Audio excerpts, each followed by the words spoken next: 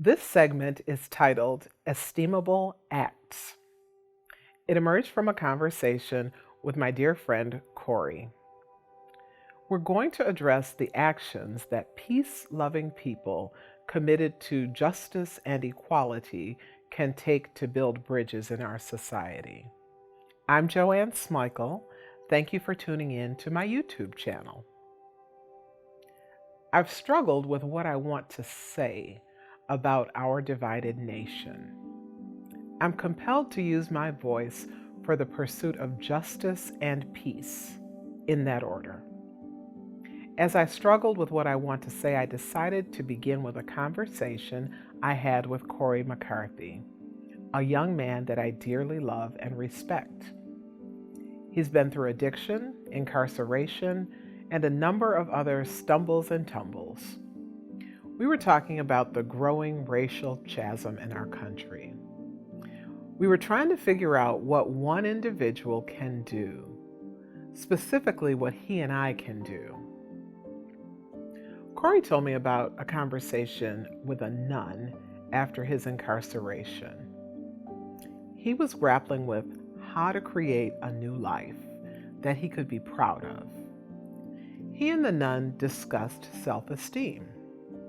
She told him, Corey, if you want to build your self-esteem, you need to do esteemable acts.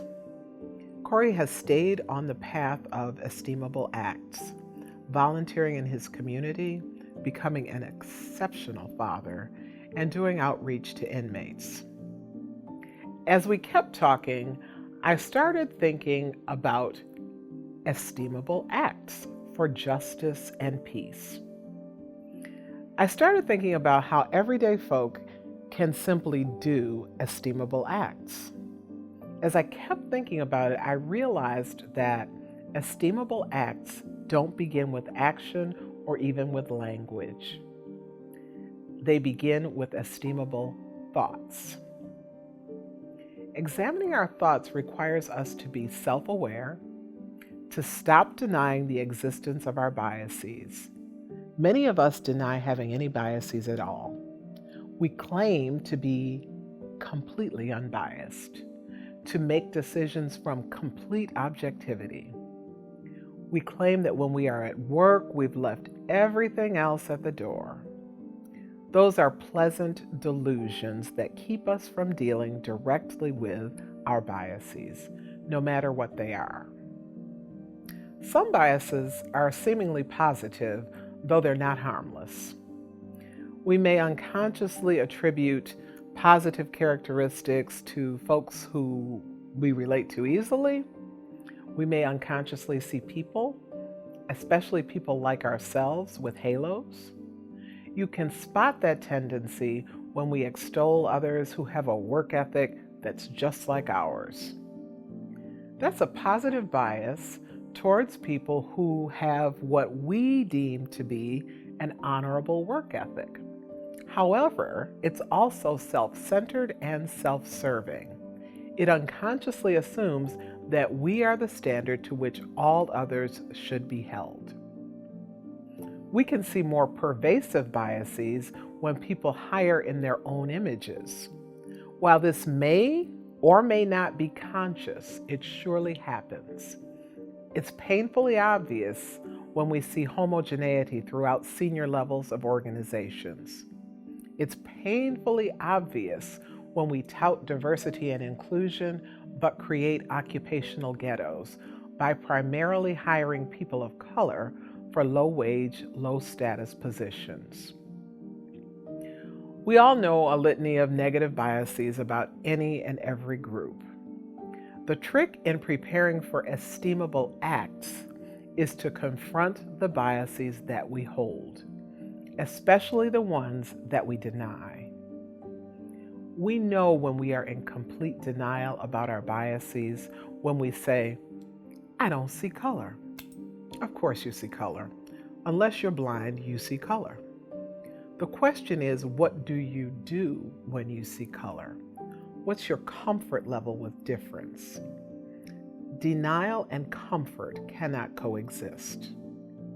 Another clear sign of denial is when we say, I don't have biases. I don't have prejudices. Please, come on. We all have all sorts of biases and prejudices. The real struggle is building awareness to the unconscious and to the subconscious when it comes to our beliefs, positive and negative. The beliefs we hold about ourselves and others. Once we can surface those things, we can figure out where and how they're showing up in our actions. Whatever we deny about our biases is telling. Let's come to terms with our denials and our delusions. That is such an important step. Another step is moving to esteemable thoughts, to delve into our early messages about people who are different from us. What were we taught? What were we told? What were the beliefs that we've always accepted without question? Coming to grips with what we deny and what we were taught enables us to become open to esteemable thoughts.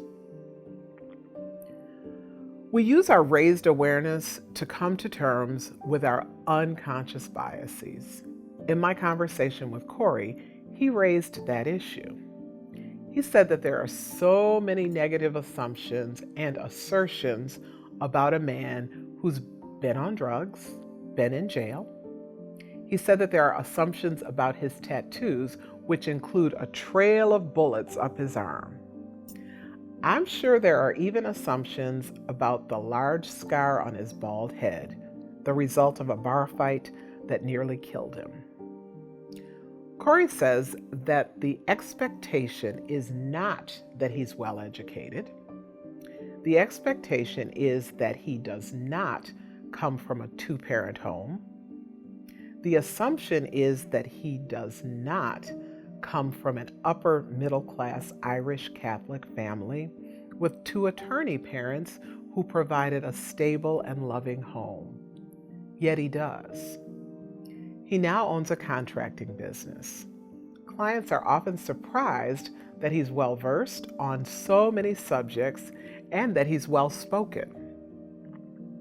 The challenge for each of us is to pay attention to our gut reactions to others, to pay attention to the immediate thoughts that we have. For example, if you saw Corey, you might tighten your grip on your purse until you got to know him. Who makes you tighten your grip on your purse? Once we've started dealing with creating esteemable thoughts, we can move into the realm of esteemable acts. Acts focused on justice, equity, inclusion, and peace. My question for myself and for you is this: what are the esteemable acts that we're doing to heal our hearts, to heal our country, and to heal our world? I'd like to propose questions that we can each ask ourselves and those in our circles to focus on the esteemable acts that build bridges between and among people. Committing to esteemable acts. There are some questions I'd like for you to consider. Am I willing to address inequity when I see it? One voice, united with other single voices, creates a chorus for justice. If we ignore inequity, we're condoning it. We are tacit supporters. Do I even recognize inequity? Waking up and accepting the experiences faced by others enables us to become aware that inequity and injustice are real for many, and in many places they're pervasive. Pretending that we live in an equitable world where everyone is treated fairly doesn't change the fact that oppression is real. Build your ability to recognize inequity by asking people who are different from you by way of race, of gender, of nationality, of sexual orientation, of age, about their experiences. This isn't to say that groups are monolithic. What it does is to begin building dialogue so that you can develop an antenna to detect inequity. Next question. Am I willing to surface and confront my own biases? With the exception of the angels in heaven, we all have preconceived notions that consciously or unconsciously drive our actions. We already discussed unconscious biases. Make sure that you are doing the internal self-examination to become aware of all of the subterranean issues that we all have to deal with. Next question. Is my workplace one that supports diversity, equity, and inclusion? Lip service is easy. Real action towards a welcome workplace takes Herculean effort at the systemic level. Look around. Are there patterns in dismissals, promotions, or discipline? Do you see diversity in leadership on your board of directors? Are diverse populations clustered in low-wage, low-status positions? Who's on the developmental track to higher positions? These questions move you beyond organizational propaganda to the reality of life in the organization. Will I take a stand for justice? A critical mass of courageous drum majors for justice can create a positive sea change. Taking a stand doesn't necessarily mean marching in every protest, though that is certainly one way to take a stand. Other ways to take a stand include raising concerns with decision makers in your organization, writing editorial opinions for local papers or publications, volunteering to help advocacy groups that foster the aims of justice. Another way to take a stand is with your ballot. Vote. I encourage people to put aside party affiliations and vote for the person who best reflects your core values. Women and people of color are especially duty-bound to vote. People died, were beaten, and brutalized so you could exercise the right to vote. Will I use my voice for good? Words have the power to create wonder, beauty, joy, peace, healing, and hope. Are you willing to have difficult conversations with your family, with your friends? What are you willing to say? Silence is complicity. Will I commit to consistent, visible, esteemable acts? That's the bottom line. What are you and I willing to do? We who are people of compassion and conscience have a responsibility to heal hearts and build bridges.